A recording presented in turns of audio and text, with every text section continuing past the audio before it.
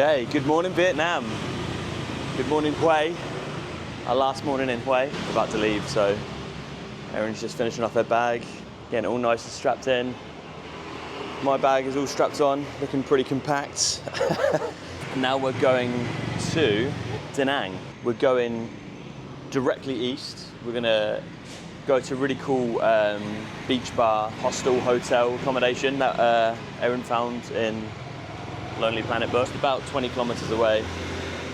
Stay there for one night and then go to Da Nang via the coast road. So a little bit of a change.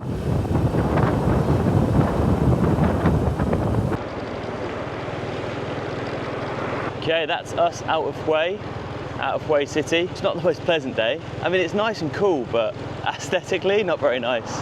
Pretty grey, pretty smoky, but it is quite cool, which is nice. We've got a fan room tonight, which is unlike us. We're normally strictly aircon. I'm a very, very warm sleeper. I think we left Hue in the sort of quieter area. We just nipped out on one of the bridges. We didn't go through the main bit, so that was quite nice. Oh, don't hit the dog. These dogs, man. Just doing a nice little 30 coming out of Hue because the traffic is a little bit crazy. Lots of overtaking, pretty busy, so just taking it slow.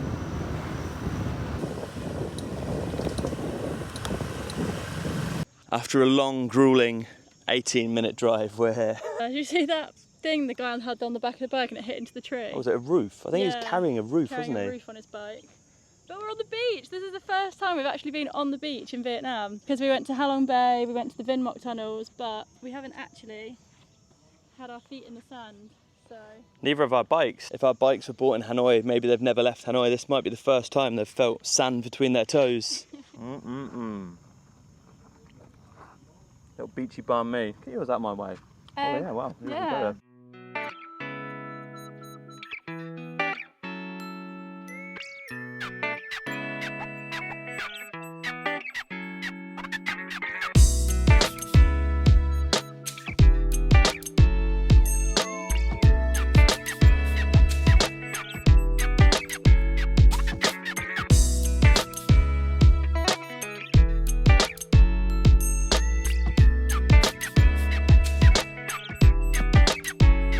We've arrived at our destination, only about 18 kilometers away from Hue, and this is our little beach villa.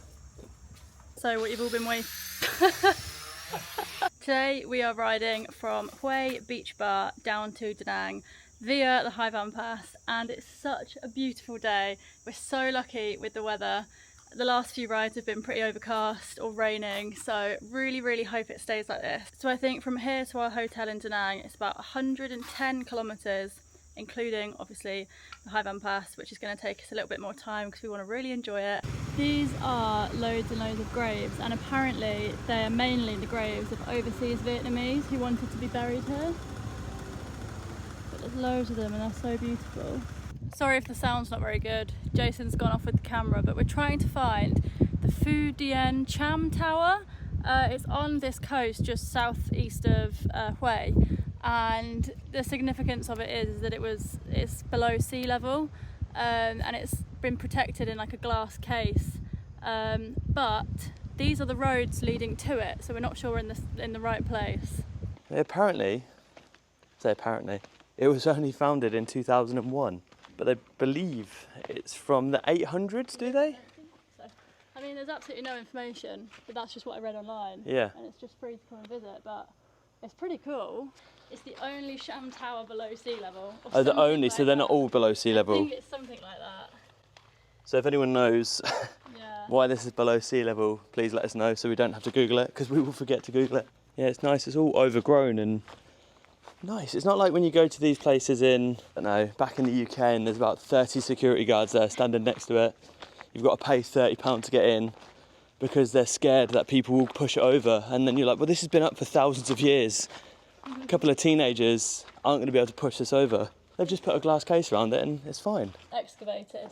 So it was underground. Yeah. And then they found it and then they've preserved it. But it stayed in that shape for like, what? That would have just been held in by sand, wouldn't it? Yeah, if you're in the area, would recommend. We've spent as long as you can see on this video here, and that's all you really need, but it's good. All right, back on the bikes. Lovely little parking spot. We probably should have parked more in the shade. On the way to the High Van Pass, we're sort of running adjacent to the QL1, Highway 1, on the coast. It's a really nice little road, and it's been a nice drive. It's basically driving through small towns the whole time. All right, we are close to the High Van Pass, but we've just stopped safely on this bridge. It's not very busy at all, to be honest. But it's where the river meets the sea, is it? Yeah? One last check on the bikes to make sure they're okay. Before we get up there. Need to get some water. We do need to get some water. Look, where the river meets the sea. Stunning.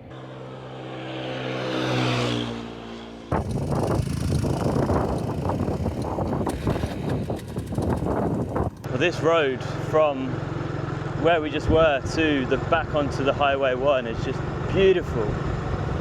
Real sort of picturesque Vietnam roads. It's windy, surrounded by like rice paddies.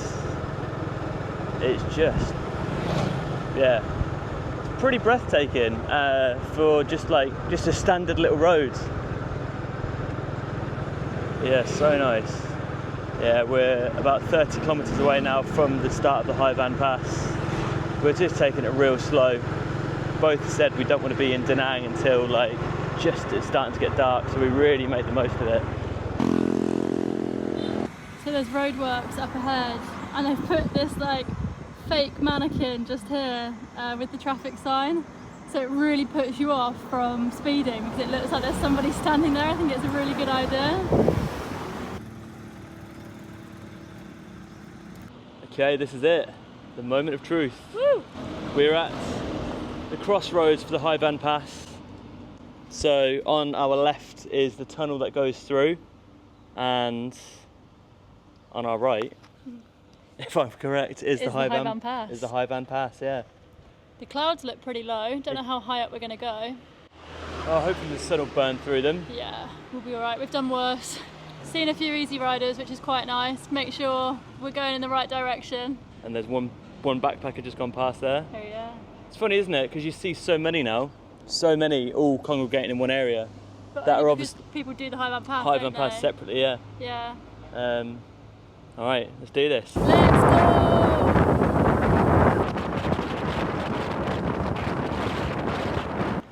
We're officially here at the starting point of the High Van Pass.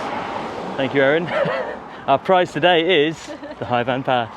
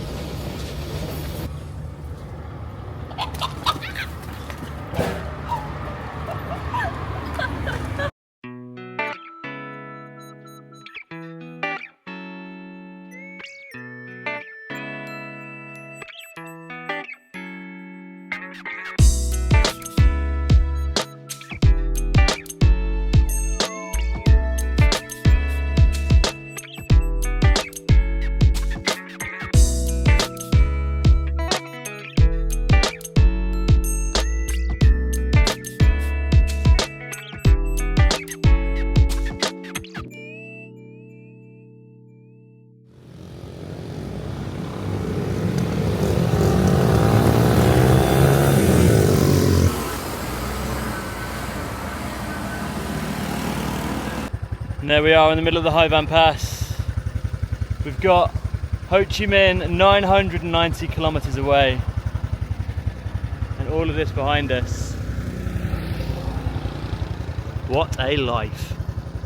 This is the first time I really wish we had intercom to speak to each other, because it's so beautiful, it's so breathtaking, and you're kind of just experiencing it on your own, which is like every other ride we've done. But there's so many things I want to be like, ah, look at that. Here he is, not too far behind. It's 10 to 3, so not against the clock, got loads of time. Look at this. One of the most beautiful roads in the world, if not the most beautiful roads in the world.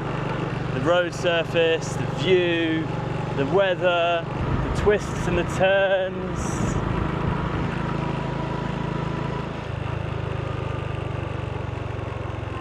Look at that, it's just incredible. And that's why the surfaces are so good.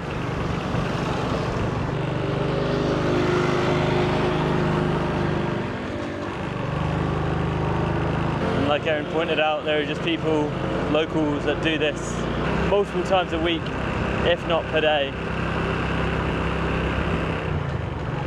And some people wait their whole lives and don't even do it. Just stopped for a coffee. This one behind me, I think this is the halfway point. It feels like it anyway. And you can see Da Nang in the distance, which is pretty cool. We're just checking out this American bunker, which is just on the side of the road. It's pretty cool. Xin chào. It's massive. I didn't think it was going to be this big. No, it's huge. This is where we are, the Hue Van Pass.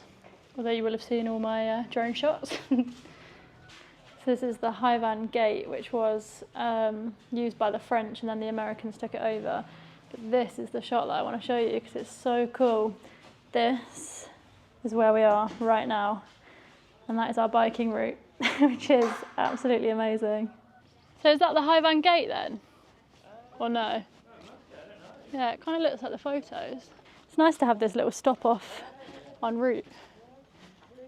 Give you a little bit of a break, some nice views. Wow, that is cool.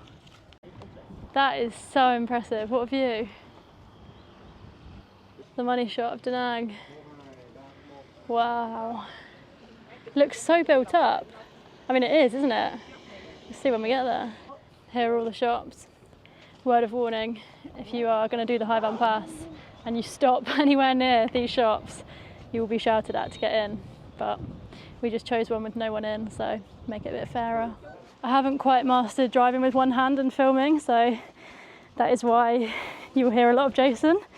Yeah, I don't want to risk anything. Been so safe so far. Whoa. Ow, just banged my head. I'm stuck. I'm stuck.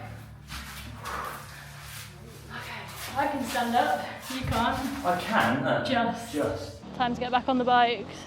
Yeah, very nice. Yeah, very cool. Okay. One more drink. One more drink. One more drink and then we're on the way. No, I'm okay with my water.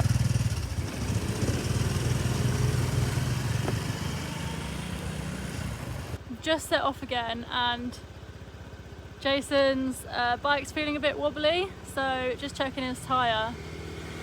It's a very flat road, so it shouldn't really feel wobbly. Hey, Jason's tyre is a little bit flat. We drove back up to the shops where the American bunker was. No air, apparently. Nobody up there has got any type of air. They said 2 kilometres down the mountain, we'll find a mechanic. Maybe another kilometre, 500 metres. It's flat enough for him to drive okay, it's just a bit wobbly. And we're also losing the sun now, just having to take it really slow. Xin chào! Do you have air for tyre? For tyre? There we go. Perfect. I do it. Yes. Oh no, bless him, he's got to do it. I wouldn't have a clue. Go.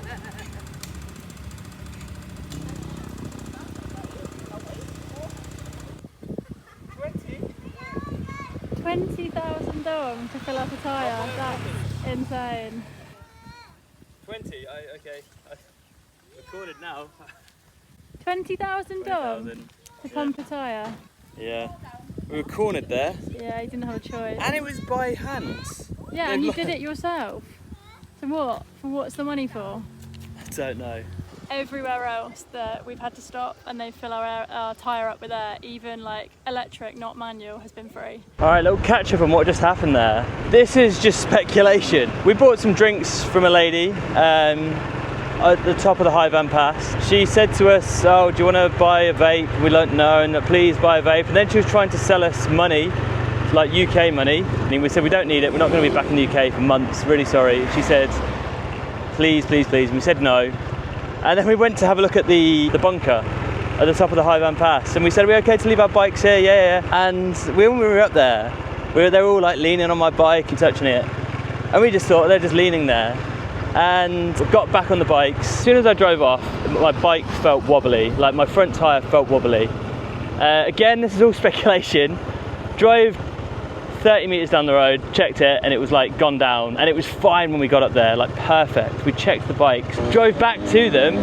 I said, has anybody got any air? They were like, no, we haven't got any air. You have to drive 2 kilometres down the road and there's a little shop and she'll have air. And we drove, found the shop, and it was a hand pump, like for a football. Started pumping it for about 2 seconds and then said to me, you've got to pump it. So I started pumping it, and then she took the tyre pump out, the wheel was fine, and she said 20,000. And I sort of laughed, I thought she was joking.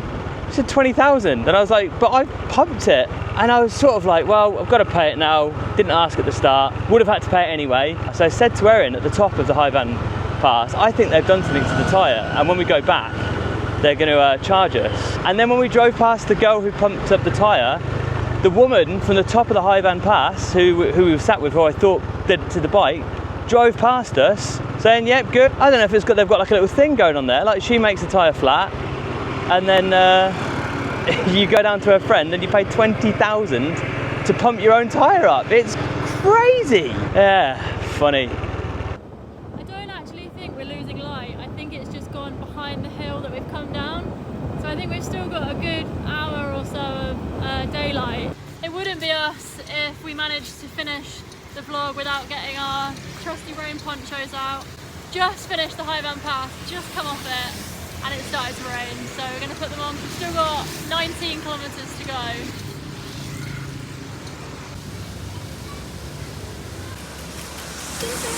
Torrential rain again.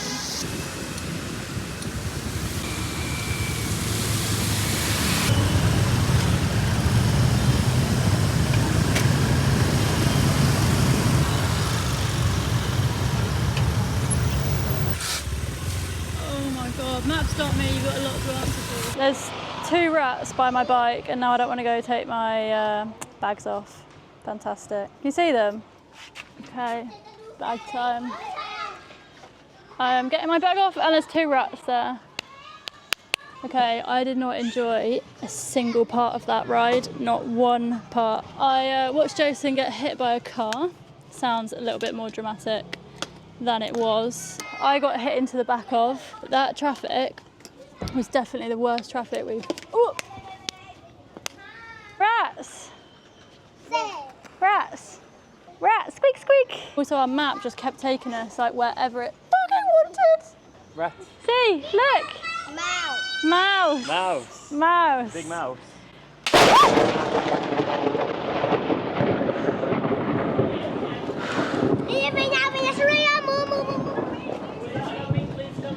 My bags! Rain! No, rain is coming here now. Storm. Storm. Okay, I'll get my bag. What is it? You make the video?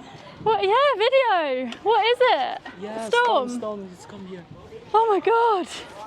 Okay, quick, bags off. It's not normal. I got that on video, Jay. Oh my god, I'm shaking. I thought it was like a... Let's go. Yeah, let's go. I'm fucking shaking. Okay. Wow, I thought that was like a missile. So That did I. sounded like war. I feel like I'm gonna cry. Hey. Let's get these in. Yeah. Okay. Sorry, I'll do it. Aaron, you take your bags in, I can sort this. Yeah. Yeah, we'll leave it, it's fine. Oh, jeez. Wow. Alright, what an arrival from Quay. Okay, that was pretty shit. Da Nang traffic was horrible. Really bad. I got slightly hit by a car. Not enough to wobble me, but Erin got nearly pushed off her bike. And we got to the hotel. You parked near the hotel, I parked the other side of the road. Yeah. And as I was taking my bag off, like 2 rats ran out, and they're like your spiders. Like, I hate them. And I just thought, I've got to get my bag off, so I was just clapping them away, showing the kids. They were like, oh, mice. I was like, pretty big mice. Yeah. And then as I was doing that, you walked across the road to come and help me with my bag. And as you would have seen, there was the biggest clap of thunder I've ever heard in my life, to the point where I thought it was... We'll show you again right now.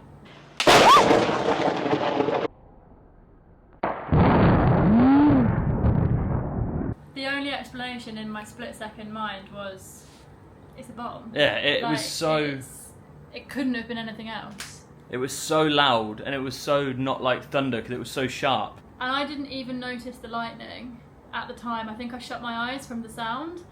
But watching it back is terrifying. Yeah, even that we showed the staff at the hotel when we were checking in, and like, the woman who didn't see the lightning, who works behind there, jumped as at the video.